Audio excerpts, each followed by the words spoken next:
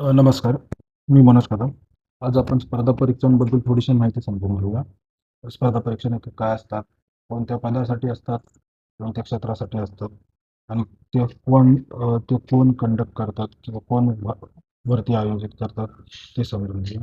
मुळात या स्पर्धा परीक्षा एम-पी-एस-सी, यू-पी-एस-सी, एस-एस-सी, आर-आर-बी, स्थानिक स्वराज्य संस्थांकडून आयोजित केल्या जातात. त्यामध्ये यू-पी-एस-सी ह्या ज्या स्पर्धा परीक्षा आयोजित केल्या जातात त्या ग्रेड ए आणि बी साठी असतात. एम-पी-एस-सी किंवा राज्य सरकार मंडळाकडून ज्या परीक्षा आयोजित केल्या जातात, वेगवेगळ्या राज्यांमध्ये वेगवेगळे नाव आहेत. आता जसं बघायला गेलं तर महाराष्ट्राचं नाव एम-पी-एस-सी आहे आणि मध्य प्रदेशचं एम-एम-पी-एस-सी असं काहीतरी आहे. ते वेगवेगळ्या राज्यानुसार त्यांचे नाव दिलेले आहे. एस-एस-सी कडून ज्या स्पर्धा परीक्षा आयोजित केल्या जातात त्या ग्रुप सी आणि ग्रुप डी साठी असतात. आर-आर-बी कडून मोस्टली ज्या स्पर्धा परीक्षा आयोजित केल्या जातात त्या ग्रुप सी आणि डीच्या असतात, डी स्वरूपाच्या असतात. आणि स्थानिक स्पर्धा परीक्षांमध्ये जर बघायला गेलं तर पोलीस भरती किंवा ग्रामसेवक, तलाठी, बी-एम-सी, नगरपालिकांच्या भरती यांचा समावेश असतो. अ, आता सरकारी नोकरी जी केंद्र सरकारी नोकरी असते आणि राज्य सरकारी नोकरी असते. त्यानुसार जर बघायला गेलं तर यू-पी-एस-सी आणि एम-पी-एस-सी कडून ज्या स्पर्धा परीक्षांमध्ये सुद्धा फरक पडतो.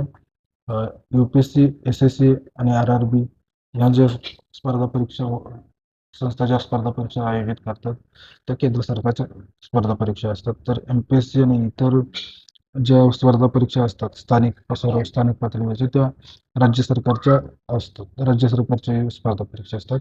मग ती नोकरभरती सुद्धा राज्य सरकारची नोकरभरती असते आणि दुसरी केंद्र सरकारची नोकरभरती असते. या स्पर्धा परीक्षांमध्ये नोकरीची शक्यता सुद्धा केंद्र सरकारी परीक्षांमध्ये भारतामध्ये कुठेही काम करावं लागू शकतं. तर राज्य सरकारच्या स्पर्धा परीक्षांमध्ये राज्यामध्ये कुठेही काम करावं लागू शकतं किंवा इतर मध्ये कसं जो आपण ब्लॉक किंवा एरिया निवडला आहे त्या क्षेत्रामध्येच जाऊन तिकडे काम करावं लागतं. त्यासाठी शैक्षणिक पात्रता समजून घेऊया. शैक्षणिक पात्रता आणि वयोमर्यादा समजून घेऊया. बहुतांश स्पर्धा परीक्षांसाठी वयोमर्यादा ही 18 ते 30 वर्ष आहे. जातीनुसार वयोमर्यादेमध्ये सुविधा उपलब्ध आहेत.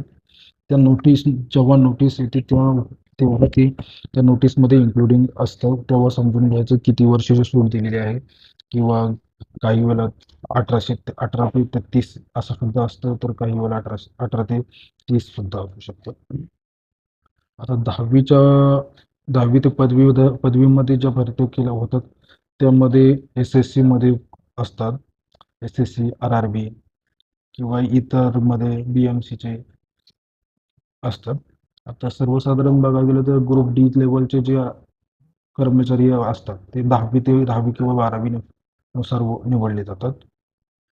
आणि काही जर बघायला गेलं तर ग्रुप सी मधले जे कर्मचारी असतात त्यांच्यासाठी ग्रॅज्युएशन लेवल असते. म्हणजे डिग्री कोणत्याही क्षेत्रामध्ये डिग्री लागते. म्हणजे कोणत्याही तलाठी भरतीला किंवा बीएमसी मध्ये ऑफिसर लेवलच्या ज्या भरती केली जाते त्यासाठी पदवीधर कॅन्डिडेट लागतं. तर यूपीएससी आणि एमपीएससी साठी कंपल्सरी कोणत्याही क्षेत्रातली पदवीधर कॅन्डिडेट लागतं, विद्यार्थी किंवा कॅन्डिडेट लागतं. आणि बहुतांश आर-आर-बीच्या मध्ये तर 10वी पासून ग्रुप डी ची भरती होते. त्यामध्ये खूप ऑप्शनल अवेलेबल असतात. पदाचं स्तर आणि नोकरीचे ठिकाण समजून घेऊया. आता पहिलं संपूर्ण भारतात आणि फक्त महाराष्ट्रात म्हणजे राज्यामध्ये. आता आपण मराठी आहोत म्हणून आपण महाराष्ट्र घेतलाय आणि एमपीएससीचा पर्याय निवडलाय.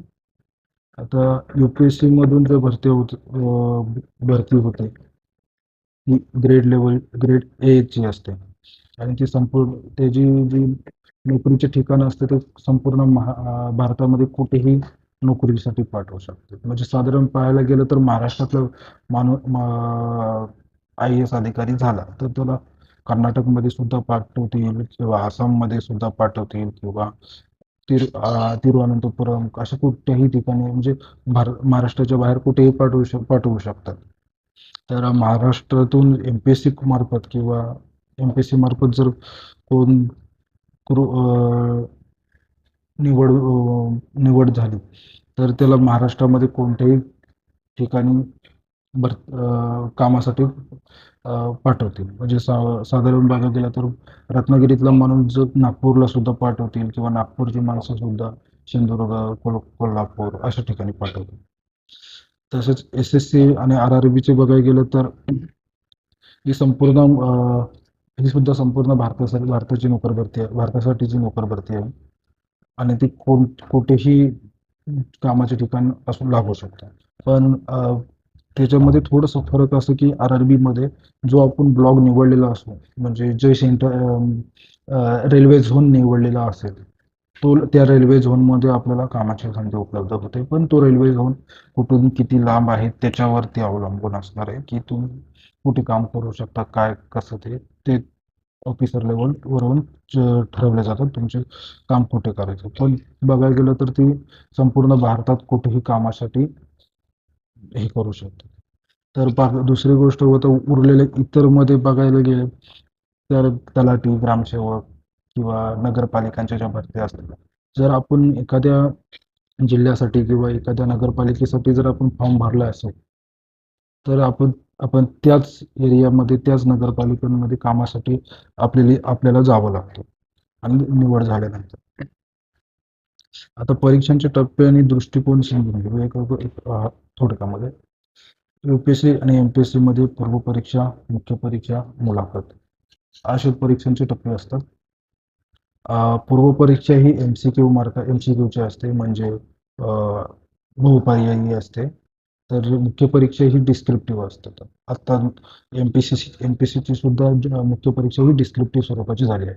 म्हणजे सविस्तर उत्तर लिहावी लागतात. सुरुवातीला यूपीएससीचीच फक्त डिस्क्रिप्टिव्ह स्वरूपाची होती. आता एमपीएससी सुद्धा डिस्क्रिप्टिव्ह स्वरूपाची झाली. त्याच्यानंतर मुलाखतीसाठी बोलवतात आणि त्या मुलाखत आणि मुख्य परीक्षा यांचे दोघांचे गुण मिळवून मेरिट लिस्ट लावतात आणि त्यांची काठिण्य पातळी ग्रॅज्युएट लेवल असते. दुसरं आहे एस-एस-सी. एस-एस-सी एस-एस-सी मध्ये पेपर 1 आणि पेपर 2 असे असतात. पेपर 1 आणि पेपर 2 आणि स्किल टेस्ट असते. काही वेळेला पेपर एकच असू शकतं आणि स्किल टेस्ट असू शकते. काही वेळेला पेपर एकच असू शकतं, स्किल टेस्टची गरज नसते. ते बघायला गेलं तर ते ग्रेडनुसार असतं. दुसरं आहे आर-आर-बी. आर-आर-बी मध्ये पेपर 1 असतं आणि स्किल टेस्ट असते. म्हणजे जर बघायला गेलं तर ग्रुप डी लेवलचे जे परीक्षा असतात त्यासाठी पेपर 1 फक्त द्यावं लागतं आणि जर आपण ग्रुप सी साठी जर फॉर्म भरलेला असेल तर स्किल टेस्ट सुद्धा द्यावी लागते. स्किल टेस्टमध्ये बघायला गेलं तर टायपिंग स्किल वगैरे असतं ते नोटीसमध्ये जे रिक्वायर्ड आहे त्यानुसार अवेलेबल असतं. आणि इतरमध्ये बघायला गेलं तर तलाठी, बीएमसी त्यामध्ये एकच पेपर होतं, त्यानुसार मेरिट लिस्ट लागते आणि एवढं झाल्यानंतर डॉक्युमेंट व्हेरिफिकेशन नंतर डायरेक्ट थेट भरती सुद्धा होऊ शकते. तर आणि सर्वात जबाबदार दाखल असते. अभ्यासक्रमामध्ये जर बघायला गेलं तर काही बहुतांश समान अभ्यासक्रम आहे. आता जर बघायला गेलं तर आपण यूपीएससीसाठी 2 भाषा, एक इंग्लिश आणि दुसरी कोणतीही भाषा निवडू शकतो. इतिहास, भूगोल, नागरिकशास्त्र या सर्वांचं मिळून GS1, GS2, GS3 असे पेपर असतात. आणि 2 विषय आपल्याला म्हणजे एक विषय आपल्याला असं निवडावा लागतो त्याचे 2 पेपर होतात यूपीएससी मध्ये सुद्धा. आणि तसंच एमपीएससी मध्ये सुद्धा 2 भाषा, एक इंग्लिश आणि एक महाराष्ट्राची राज्यभाषा निवड असते. आणि त्याच्यानंतर GS1, GS2, GS3 असे पेपर सुद्धा होत असतात. आणि एक असा विषय निवडावा लागतो त्याचे 2 पेपर होतात. तसेच इतर मध्ये जर बघायला गेलं तरी इंग्रजी व्याकरण, इंग्रजी व्याकरण, मराठी व्याकरण, विज्ञान, इतिहास, भूगोल, नागरिकशास्त्र, असं इतिहास, भूगोल, विज्ञान, इतिहास, भूगोल, नागरिकशास्त्र याचं मिळून जी एस जी केचे प्रश्न येतात, जी के जी एसचे. मॅथ्सचे वेगळे प्रश्न असतात, म्हणजे गणिताचे वेगळे प्रश्न असतात आणि बुद्धिमत्तेचे वेगळे प्रश्न प्रश्न असतात. प्रश्न असतात. आणि बहुतांश भाग बघायला गेलं तर विज्ञान, सामान्य अध्ययन, जी एस जी के किंवा इतिहास, भूगोल, इतिहास, भूगोल, अर्थशास्त्र. जी एस जी के मध्ये सुद्धा इतिहास, भूगोल, अर्थशास्त्र यांचा समावेश असतो. गणित, बुद्धिमत्ता आणि विज्ञान हे तर सर्वसामान्य सेमच असतात सर्व ह्याच्यात. तलाठी भरतीला सुद्धा तेवढेच असतात आणि बाकीच्या सुद्धा. आणि दुसरा एक मुद्दा म्हणजे अर्ज करण्यासाठी आवश्यक कागदपत्र. तर काही विद्यार्थ्यांना असं माहिती नाही आहे की कोणत्या भरतीसाठी कधी-कधी कोणते कागदपत्र लागतात. म्हणजे आता सर्वसाधारण बघायला गेलं तर यू-पी-एस-सी आणि एस-एस-सी, आर-आर-बीसाठी सर्वसाधारण बघायला गेलं तर अ, केंद्र सरकारची कागदपत्र लागतात. म्हणजे जातीचा दाखला, कास्ट सर्टिफिकेट जे असतं ते केंद्र सरकारचं लागतं, सेंट्रल गव्हर्नमेंटचं लागतं. आणि जर एम-पी-एस-सी किंवा इतर महाराष्ट्र राज्यस्तरीय स्पर्धा परीक्षांमध्ये जर बघायला गेलं तर तिथे राज्यस्तरीय जातीचा दाखला किंवा कास्ट सर्टिफिकेट चालतं. म्हणजे आता जर समजा एक साध्या उदाहरणार्थ जर बोललं तर ज्याची कास्ट सर्टिफिकेट कुणबी आहे, कुणबी, हिंदूतील होय कुणबी अशी, त्यांची जर राज्य सरकारकडून जे कास्ट सर्टिफिकेट बनते तो कास्टचा नंबर आहे 83, 83 नंबरची ती जात, 83 नंबरला ती जात आहे. तर ती केंद्र सरकारकडून जी कास्ट सर्टिफिकेट बनते त्यामध्ये तिथं 70 काहीतरी नंबर आहे. असे दोन वेगवेगळे नंबर आहेत. त्यामुळे केंद्र सरकारकडून वेगळी कास्ट सर्टिफिकेट बनवावी लागते आणि राज्य सरकारकडून वेगळी कास्ट सर्टिफिकेट. आता बहुतांश मुलं आपल्या महाराष्ट्रातील विद्यार्थ्यांकडे केंद्र सरकारकडून ते कास्ट सर्टिफिकेट नसतं. ते राज्य सरकारकडून तेच कास्ट सर्टिफिकेट असतं. त्यामुळे नुसती केंद्र सरकारची म्हणजे आता यू-पी-एस-सी, एस-एस-सी किंवा आर-आर-बी जर परीक्षा देत असेल तर केंद्र सरकारची कास्ट सर्टिफिकेट लवकरात लवकर बनवून ठेवलेली चांगली आहे. आणि त्याचनुसार ज्याची कास्ट सर्टिफिकेट आहे म्हणजे ओबीसी किंवा इतर असतील त्याला नॉन क्रिमिनल सर्टिफिकेट सुद्धा लागतं. ते सुद्धा केंद्र सरकारकडूनच लागतं. त्यासाठी कलेक्टरची काहीतरी सिग्नेचर लागते. म्हणजे ज्याने तुमचं केंद्र सरकारचे कास्ट सर्टिफिकेट बनवले त्याच्याकडूनच एनओसी सुद्धा त्याच लेवलच्या अधिकाऱ्याकडून लागते असं काहीतरी आहे. पण ते निश्चित करण्यासाठी जेव्हा नोटिफिकेशन येते त्यामध्ये त्यांनी काय रिक्वायरमेंट ठेवले आहे, म्हणजे त्यांना कोणत्या गोष्टी लागणार आहेत कास्ट व्हेरिफिकेशनमध्ये, म्हणजे किंवा डॉक्युमेंट व्हेरिफिकेशनसाठी सुद्धा काही गोष्टी लागणार आहेत ते त्या नोटीसनुसार अवलंबून असते. दुसरं आता म्हणजे परीक्षा शुल्क जर बघायला गेलं तर परीक्षा शुल्क आणि परीक्षा केंद्र हे पण एक अशी गोष्ट आहे की समजून घेणं पण महत्वाचं आहे. कारण की लोकांना असं वाटतं की खूप काहीतरी परीक्षा शुल्क आकारले जातात त्यामुळे लोक म्हणजे भरपूर जणांना असं म्हणणं आहे की परीक्षा शुल्क असे आवाडावे आकारले जातात त्यामुळे भरपूरसे भूतपूर्व विद्यार्थी सुद्धा परीक्षा देतात. तर यूपीएससी साठी जर साधारण बघायला तर 100 ते 500 रुपयात, काहींसाठी तर म्हणजे एस सी एस टी साठी तर बहुतांश ठिकाणी नीलमध्येच असते परीक्षा शुल्क. ओबीसी आणि ओपनसाठी थोडीफार भरावी लागतात. एस एस सी साठी 100 ते 250 रुपये पण सुद्धा असते. यूपीएससी मध्ये सुद्धा काही 250 रुपये किंवा काही तर 25 रुपयापासून सुद्धा आहेत परीक्षा शुल्क. एमपीएससी मध्ये सुद्धा 250 ते 500 रुपये परीक्षा शुल्क आहे. बीएमसी आणि तलाठी इतर जे काय आहेत म्हणजे ज्या ज्या परीक्षा आय-बी-पी-एस किंवा टी-सी-एस ज्या परीक्षा कंडक्ट करतात म्हणजे ज्यांना आय-बी-पी-एस आणि टी-सी-एस कडे कॉन्ट्रॅक्ट आहे परीक्षा घेण्याचा, त्या परीक्षांसाठी 100 ते 900 रुपये परीक्षा फी जाते. आणि आर-आर-बी साठी सुद्धा 250 ते 500 रुपये परीक्षा फी असते. आणि परीक्षा केंद्र समजून घ्या, यूपीएससी, एस-एस-सी, आर-आर-बी यासाठी परीक्षा केंद्र संपूर्ण भारतात कुठे तुम्ही निवडू शकता. तुम्हाला जे सोयीस्कर वाटेल त्या हिशोबानुसार.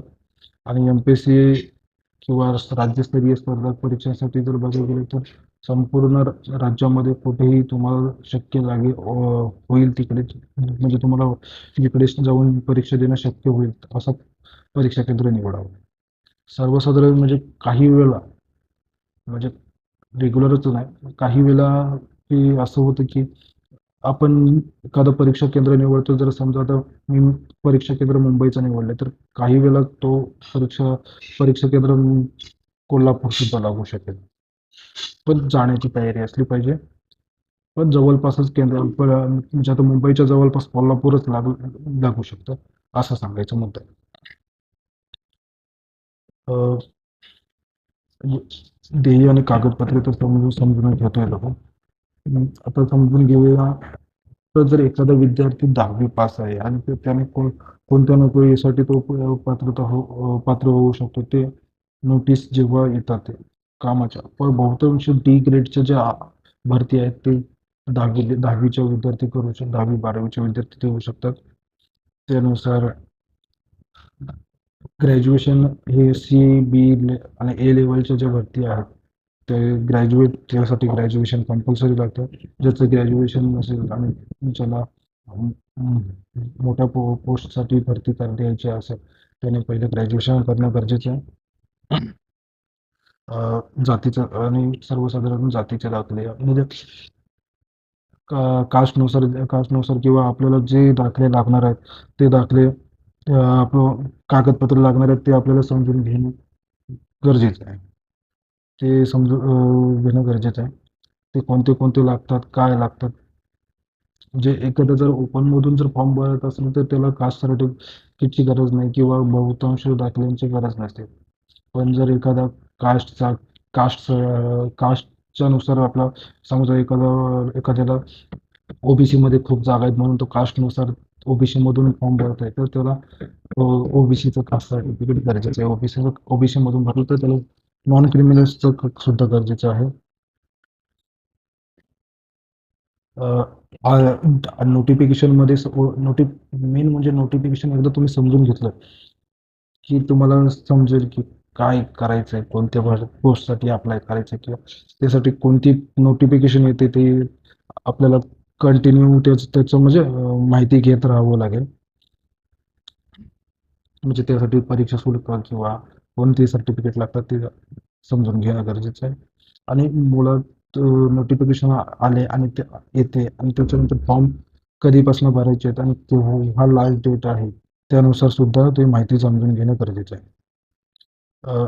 अभ्यासाची रणनीती बघायची गेली तर सामायिक विषय पक्के करावे लागतात. म्हणजे बहुतांश पार्ट बघायला गेला सर्व सर्व परीक्षांमध्ये, तर मॅथ, गणित कंपल्सरी आहे, बुद्धिमत्ता पण सुद्धा कंपल्सरी आहे. जी के जी एस सुद्धा कंपल्सरी आहे. जी के जी एस मध्ये जर बघायला गेलं तर विज्ञान विज्ञान इतिहास, भूगोल, नागरिकशास्त्र, अर्थशास्त्र यांचा सर्वांचा चालू घडामोडी यांचा समावेश इतिहास भूगोलामध्ये असतो. बहुतांश जे आता तलाठी किंवा नगरपालिकांच्या ज्या भरती होतात त्याच्यामध्ये इंग्रजी ग्रामर, मराठी ग्रामर, जी के, गणित, बुद्धिमत्ता हे विषय कंपल्सरी आहेत. तर आर आर बीच्या ज्या भरत्या होतात, म्हणजे आर आर बी ग्रुप डीची जी भरती होती त्याच्यामध्ये विज्ञान गणित गणित विज्ञान गणित, बुद्धिमत्ता आणि जी के जी एस म्हणजे इतिहास, भूगोल, करंट अफेअर्स इतर प्रश्न आता विचारले जातात. तर ग्रुप सी ची जी भरती होते त्याच्यामध्ये साधारण बघायला गेलं तर गणित बुद्धिमत्ता गणित बुद्धिमत्ता आणि जी एस असंच एवढाच पार्ट विचारला जातो. आणि स्किल टेस्ट असेल तर स्किल टेस्टमध्ये जर बघायला गेलं तर टायपिंग स्किल असते, म्हणजे मराठी किंवा हिंदी टायपिंगचं असतं. म्हणजे तर इंग्लिश टायपिंग तर आता सर्वसाधारण सर्वांनाच जमते, पण ती सुद्धा असू शकतो. पण जर दोन्ही टायपिंग असतील तर दोन्ही टायपिंगमध्ये साधारण बघायला गेलं तर मध्ये साधारण बघायला गेलं तर इंग्लिश टायपिंग 40चा स्पीड लागतं तर, आणि हिंदी असेल तर 35 का 25चा स्पीड लागतं. म्हणजे ज्या नोटिफिकेशनमध्ये जी गोष्ट त्यांनी मेन्शन केली त्याच्यानुसार ती लागते. आणि बघायला गेलं तर ऑलमोस्ट सर्वच माहिती झालेली आहे. तरी हां, पोस्टनुसार सर्व बघायला गेलं तर UPSC कडून ज्या स्पर्धा परीक्षा घेतल्या जातात त्या ऑफिसर लेवलच्या स्पर्धा परीक्षा असतात. अ, ते ए ग्रेडचे सर्व ऑफिसर असतात. आणि त्यांचं कसं त्यांना एरिया वाईज काम करावं लागतं. म्हणजे जर कलेक्टर किंवा IAS ऑफिसरला एखाद्या जिल्ह्यासाठी, तसंच UPSC मधून रेल्वेचा अधिकारी जेव्हा ज्या टायमाला बनतो तेव्हा एक झोन दिला जातो. पूर्ण अख्खा झोन दिला जातो. त्याच्या खाली स्टेशन मास्टर्स वगैरे येतात. त्याच्या खाली डिव्हिजनल झोनवाले ऑफिसर असतात. जे प्रमोशन जे ग्रुप डी आणि ग्रुप सी कडून प्रमोशन मिळवत मिळवत पुढे गेलेले असतात, ते अधिकारी त्या असतात. दुसरं म्हणजे OPC, त्याच्या खालोखाल MPSC कडून जे अधिकारी भरती केली जाते ऑफिसर लेवलची, ते UPSC कडून जे अधिकारी आले आहेत त्याच्या खालोखाल असतात. आणि SSC कडून जे भरती केले जातात ते क्लर्क लेवल, क्लर्क लेवलचे किंवा clerk, peon, typist, data entry अशा पद्धतींची भरती केली जाते. RRBची भरती तर आपण समजून घेतलीच आहे. आणि ग्रामीण भागातील जी भरती केली जाते त्यामध्ये तलाठी आणि ग्रामसेवक यांचा समावेश असतो. आता जर यांचा आपण पाहिलं तर अभ्यासक्रम तर आपण आता सेमच आहे. भले तुम्ही तलाठी भरती द्या किंवा BMCची भरती द्या किंवा ग्रामसेवक भरती द्या किंवा SSC भरती. हां, आता मेन मुद्दा राहिला की याच्यामध्ये भाषा कोणती निवडली जाते परीक्षासाठी. तर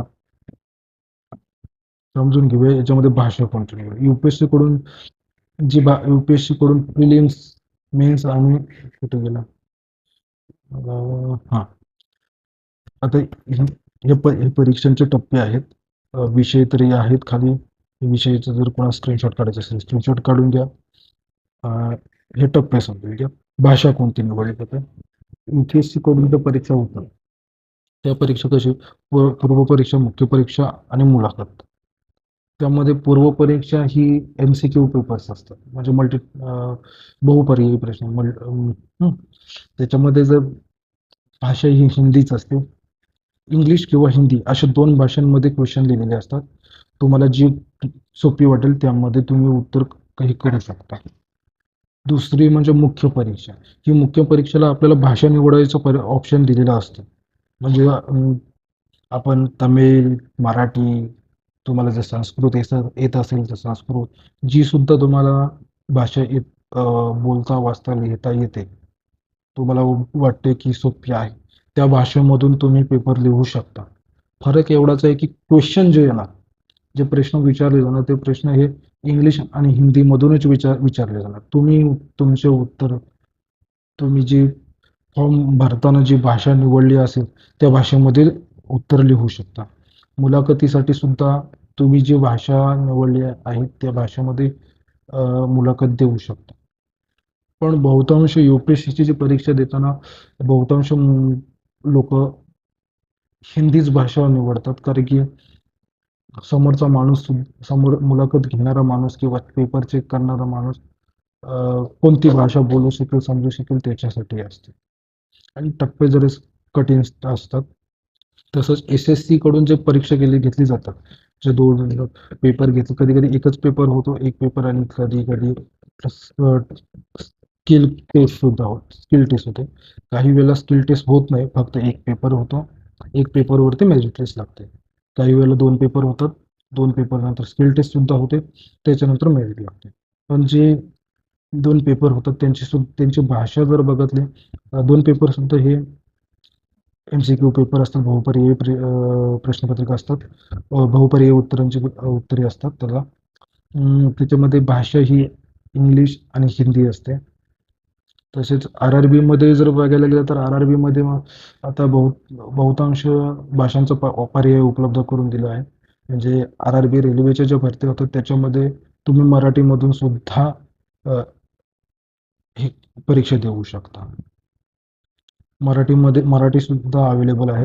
हां, आता मेन म्हणजे आणि दुसऱ्या ह्या जे स्थानिक सरकारकडून नाही राज्य सरकार किंवा स्थानिक क्षेत्रात ज्या भरत्या होतात, एम-पी-एस-सी किंवा तलाठी, बी-एम-सी, नगरपालिका, ग्रामसेवक यांच्यावरती ह्या आता समजा आपल्या राज्याकडून होतात. त्यामुळे यांची भाषा, प्रश्नपत्रिकांची भाषा किंवा उत्तरांची भाषा ही राज्यभाषेनुसार केली जाते. म्हणजे एक राज्यभाषा आणि दुसरी ऑप्शनल म्हणून इंग्लिश इंग्लिश भाषा असते.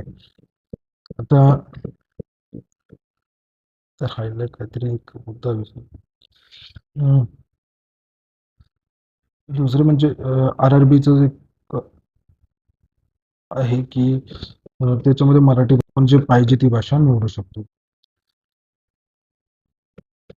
तर आता मी जर अभ्यासक्रम बघितला तर अभ्यासक्रममध्ये सामान्य ज्ञान म्हणजे जी-के, जी-एस, गणित, बुद्धिमत्ता, अ, काही ठिकाणी जिथे इंग्लिश 2 भाषांमध्ये सुद्धा इंग्लिश आणि मराठी ही असतात. त्यामध्ये जर बघायला गेलं आपण मराठीवरून आपण मराठीत चूज करणार आहोत. तर बघायला गेलं तर आपण इंग्लिश ग्रामर आणि मराठी ग्रामर सुद्धा एकत्र होणार आहे त्यामध्ये. ते एक आहेच. अजून आता आपण थोड्या दिवसात आपल्या YouTube चॅनलवरती आता हे जे आपण बघतोय की जे सर्वसामान्य जे कॉमन सब्जेक्ट आहेत त्याचे अभ्यासक्रम आपण थोड्या दिवसात आपल्या YouTube चॅनलवरती चालू करणार आहोत. थोड्या दिवस चालू करणार आहोत. सुरुवात आपण गणित या विषयापासून करणार आहोत. गणित बुद्धिमत्ता, मराठी व्याकरण हे सुद्धा असणार आहे. इतिहास, भूगोल म्हणजे जे अवेलेबल आहेत ते सर्व देण्याचा प्रयत्न करणार आहे. जे माझ्याकडे अवेलेबल आहे ते सर्वांपर्यंत पोहोचलं पाहिजे यासाठी थोडासा प्रयत्न करणार आहे आणि कोणत्याही प्रकारचं शुल्क आकारले जाणार नाही आपल्याकडून. त्यामुळे तुमचा सपोर्ट असेल तेवढं चांगलं असेल. तर सपोर्टनुसार मी तुम्हाला जेवढा सपोर्ट चांगला मिळेल तेवढा मला पण उत्साह मिळेल. ठीक आहे. धन्यवाद.